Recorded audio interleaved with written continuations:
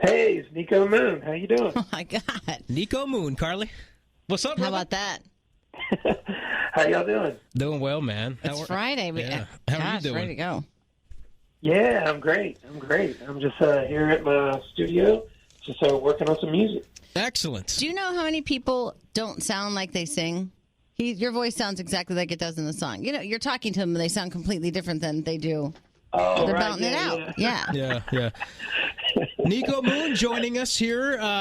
First and foremost, brother, I got to ask you, hell of a song you got going. We just actually got done playing it. I totally see it going to number one. But before we jump into all of that, let's go back a little bit, Niko, if we can. Let's jump on the bus and let's drive to East Texas. Tyler Longview in the house, if we can. Yeah. You and your folks. Mom's working at a Chinese food place. Your pops is a truck driver. Can we talk a little bit about life before you guys moved to Georgia? I mean, you say your folks were some songwriters. How did it all start for you, bro, living in Texas before you guys moved? Let's start from the beginning.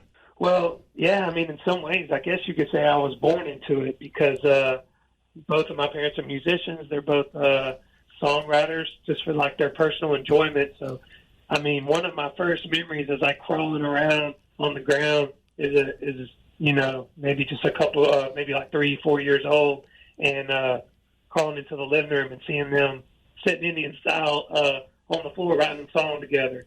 So it's something that I feel really grateful for, that I was raised in this family that really put a lot of value on music and the creation of music. What type of music were your folks into at the time? What kind of, I mean, has it always been country music? Has it been a little bit of this, a little bit of that? Yeah, they were listening to everything, but it really was focused around country music, singer-songwriter type music. My dad is a massive John Prine fan, so there was a lot of that in the house, a lot of Eagles being played too. So yeah, anything with kind of like a really great lyric and a country type of vibe, that was pretty much what was being played. Can you imagine being the parents, two like such creative artist parents, thinking, God, I hope he knows how to. I hope he gets one of our talents, and then boom, like, yeah. What if he can't even what if he can't even rhyme a poem? Well, the funny thing, Niko, is my wife and I, we got all these kids. Hey, too many of them. All right, take it from me. Too many.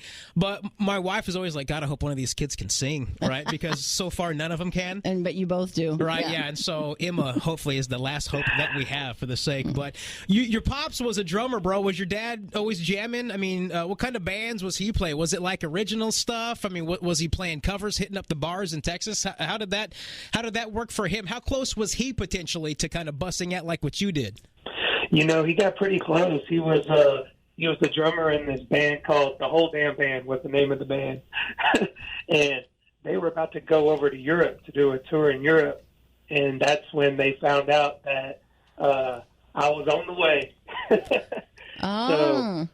So when I came, he was trying to balance playing music and working his day job of driving a truck at the same time. And at some point, he just kind of had to make that choice. Am I going to be on the road constantly, or am I going to stick closer to home and do that? So that's the choice he made. So in a lot of ways, I feel like I'm working towards, really trying to do this, thing in music, not just for myself, but for him too, because it was his dream as well. Yeah. Hey, we're talking with Niko Moon here this morning, and at 10 years old, you guys you leave Tyler, and you move to Georgia. Can you talk a little bit about the different kind of musical influence that you would receive? The Atlanta music scene is always I've always been kind of interested in it, because I've never really thought of Atlanta, Georgia as a country hotspot. We know Zac Brown Band, right? We know Sugarland, but talk a little bit about that, bro. I mean, at 10 years old, you move over there, and so at what point you just kind of continue on, watch mom and dad, write some songs every now and then. At what point in Georgia are you like, all right, I got the guitar, I've been playing it, I've been taking it out of dad's closet for a little while, I've been playing it. At what point do you venture off and start your own thing? Yeah, so we moved to Georgia because my mom got a job offer to make $19,000 a year. And that was about the most money we had ever heard of. So we picked our whole family up, moved to Georgia, and we moved about an hour outside of Atlanta. So we were in the country, but we were still close to Atlanta. And where we moved to was maybe about 15 minutes away from where Travis Tritt lives. Oh, wow. And about 30 minutes away from Alan Jackson. He was about 30 minutes south of us. So that was the influences that I was around. And I love music. I was fascinated with music. But I guess I hadn't put two and two together that I could actually do it myself yet until I turned 15. And that's when I asked my dad to start teaching me how to play drums, how to play guitar, and that's when the bug really caught me. So is this stuff you're doing like, talent shows? I mean, you got to learn your instrument, I understand, but when it comes to performing, when you're so young, how do you begin to get out and start playing in front of a crowd? Living in a small town out in the country, about an hour outside of Atlanta. Yeah, so the first time that this is funny to think about. I haven't thought about this in a minute, but the first time that I really played in front of anybody was there's a little coffee shop in my town, and they would let, people in the town come and play there, like for open mic nights on Wednesdays. So I'd go up there and I'd play, but the real chances that I got to really play music for people was at my church.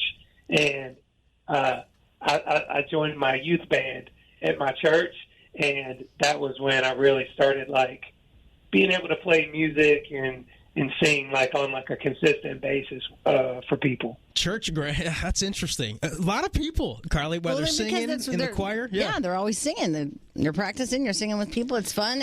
Niko, when you're 15, bro, country music's one thing. I can't even imagine the kind of influence that you're surrounded by at this point. Okay, so I've read, I know you're a country music artist, and that's what you're going to be. But what are some of the influences that you have?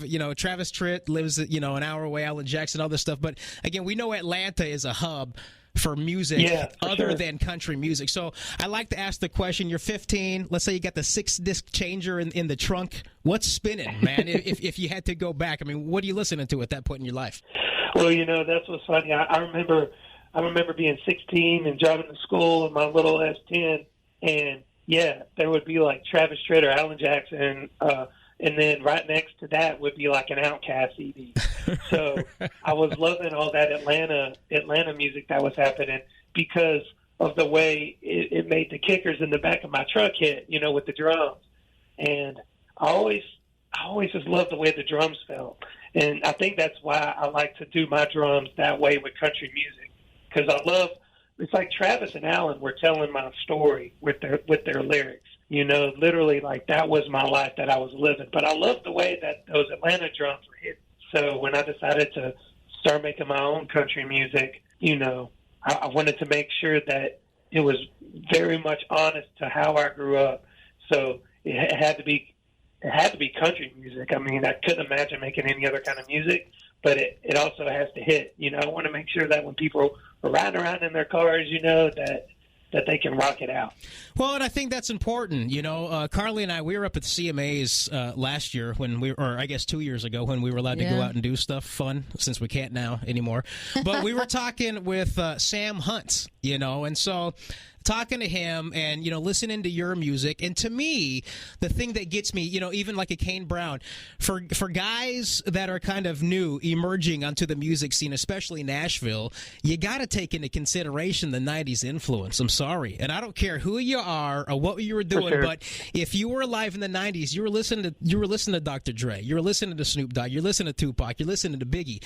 So the Niko Moons, the Florida Georgia Lines, the Kane Browns, you guys grew up listening to these guys because you couldn't get away from it. So did I. Niko, if I have to, I will sing the entire Nothing But a G thing for you right now. One, two, three, and to the foe. Snoop Doggy Dogg and Dr. Dre is at that door, ready to make an entrance. So back it up because I'm about to. Yeah, you looking for a backup singer? No. But I always thought it was crazy that these older guys what is that? It's get out of here with this. You had to have been there to understand. And again, when Good Time starts, you hear the heavy bass that we were blasting in our subwoofers back in '97. Yep. You get that whole sound effect, man. It's awesome. All right, so sure. you're making your I love music. everything, man. Dude, I just love great music. To me, there's only two kinds of music: good music and bad music. That's it, right? All right, so you find your style. At what point, do you get connected with the Zac Brown? At what point do you like, all right, I'm moving to Nashville? When do you make that decision in your life? Once I hit like 19, 20 years old, that's when I start playing bars around my town, and kind of like sneaking in and being able to check out other artists playing clubs and stuff. And that's when I really started playing around not only my town, but I started going into Atlanta too and started playing the bar scene in the country clubs there. And that's when everything really started picking up for me. And I started getting like a little name around town as one of the, guys playing music. And it was a little bit of my originals and covers too. So I would get these cover gigs, but I would slip in my own songs in between. And then when I was probably 21, 22, I got the opportunity to open up for Zac at a bar out in Carrollton, Georgia, which is where the University of West Georgia is, at this place called The Mansion, which is a funny name for the place because it was not a mansion at all. But does he invite you? Or how do you catch the invite from Zac to open up for him?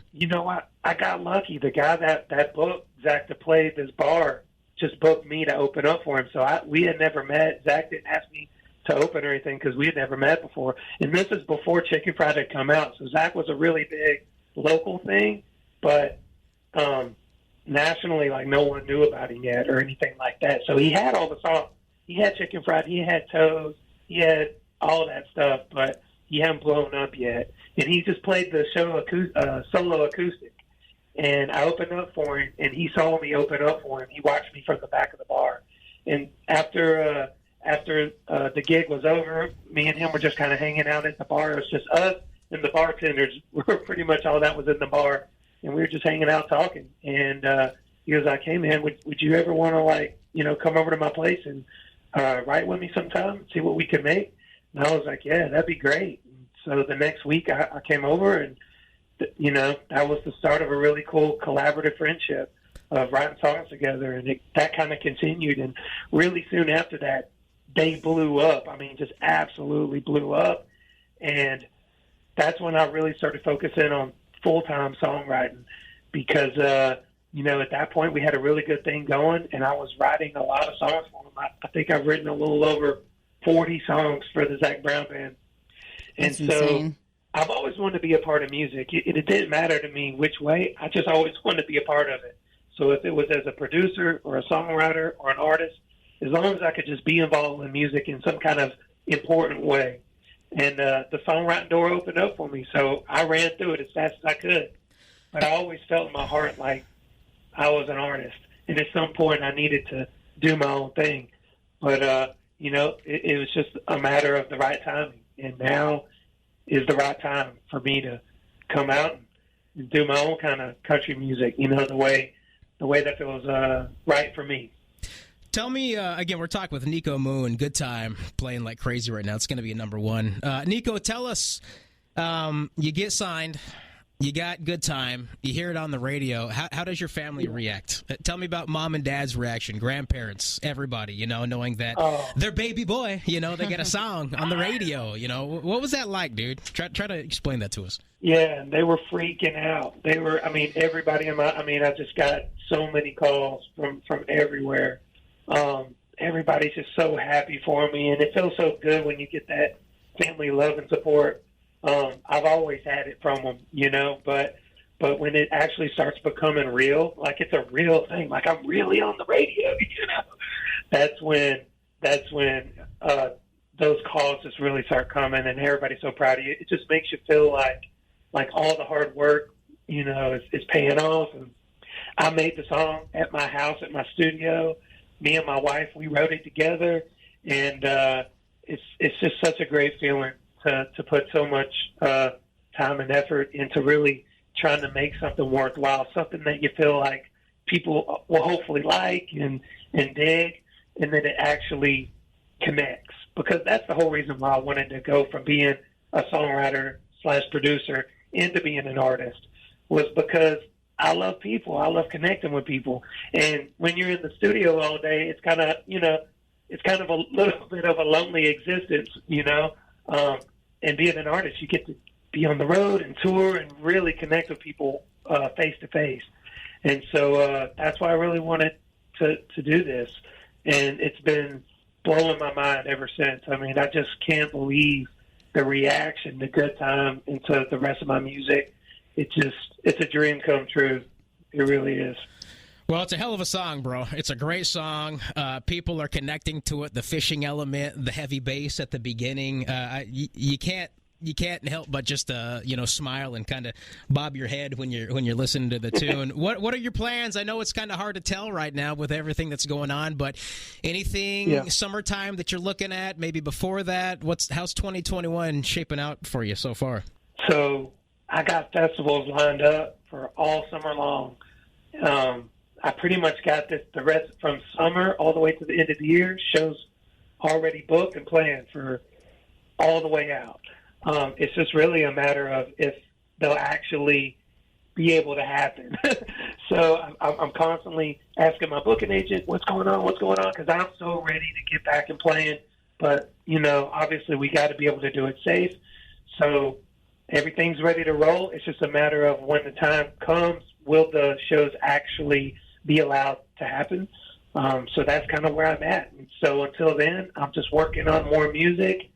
I love making happy country music. I don't know how else to say it, just good time music. So the rest of the music that is going to be coming out is going to have that same type of vibe that Good Time has. So if folks out there, if y'all like Good Time, then you're going to like the rest of what I got coming, because that's just what I like to do. I like making people happy. I like thinking of it as like a little vacation. So if I got you for an hour and a half at my show, we're going to go on an hour and a half vacation and have some fun. And if I got you for one song on the radio, we're about to have a 3-minute, 30-second vacation where you can kind of put the stress of life away for just a moment and just have fun. So can you give us a hint of what you do have coming then? I can't wait for y'all to hear my next single, my second single. It's, oh my God, it's so much fun. What I will say is that it's really upbeat and it's really fun. And it's going to make your head bop for sure. Vague answer, but I'm still looking forward. Yeah, I know. The politician's answer there. It's a politician's answer there. Yeah, it's coming. Just wait for it. You'll love it. Next question. Well, it's a fun song. It's a happy song. I think this year people really need that. They really need that positivity, that glass half full type music, and that's what the second single is going to be all about. It's having fun. Nice, bro. Nice. Niko Moon, let me ask you a couple more questions here. Favorite rock and roll band of all time? Who would you say it is? The Eagles. Favorite country music artist of all time? John Prine. What are you listening to currently? What are you digging on right now that's hot? Man, I can't stop playing the new Morgan Wallen album, the double album. Oh, it's so good. And it's not because I got a song that I wrote on the album. It's because the album is just so good. I can't stop listening to it. I'm the same way. I said this to you the other day, Cash. I'm like, we're spinning maybe 4 or 5 Morgan Wallen songs right now, and it's insane. Niko, can you help explain a little bit? Like the guy, they release this guy out of the chutes, and it's like 100 miles an hour for this cat. I don't think I've seen anything like this before in my entire life. Yeah, dude, he's on fire right now. It's nuts. It's really weird. Good for him, right? Mm-hmm. For it's great. He's connecting. He's just amazing. His voice is out of control. It's so good, and the songs are just great songs. Yeah. So he's making great music, and it's connecting with people, and that's what it's all about. So I'm so happy for him. I've never met him, but I'm really happy for him. I'm super proud that I got a song on the record called More Surprised Than Me. So if anybody wants to, next time y'all are listening to the Morgan Wallen album, check out that song. Yeah. I'm really pumped for him. Cool, man. Cool. All right, right on. Niko Moon, Good Time is spinning right now. And we're hoping when things gradually at some point kind of get back to normal, dude, we got to have you here in Hampton Roads. You got to come to the beach. You want to have a good time? You come to the beach, play a show over here. I mean, humidity will probably be like 120%, but, it'll still be fun. We're rooting for you, bro. We're rooting for you. I'm from the South, man. I'm used to high humidity. Right, yeah, it's all good. You know what it's like. I'm excited. I can't wait. Yeah, man. Listen, that hell of a start to what's looking like it's going to be an amazing career. Keep it up. We can't wait to hear your second, single. We love getting you guys early on. It's a nice feeling out process, getting to know each other. And we're hoping that we can, build this relationship. But again, if there's everything that you need in Virginia Beach, Norfolk, Hampton Roads, please, Cash and Carly, we'll take care of you, brother. But again, best of luck moving forward with everything that you're doing. And like you said, we're rooting for you, bro, big time. Thank y'all so much. Can't wait to make it out to Virginia Beach. Fingers crossed, hopefully we'll be hanging out in person soon.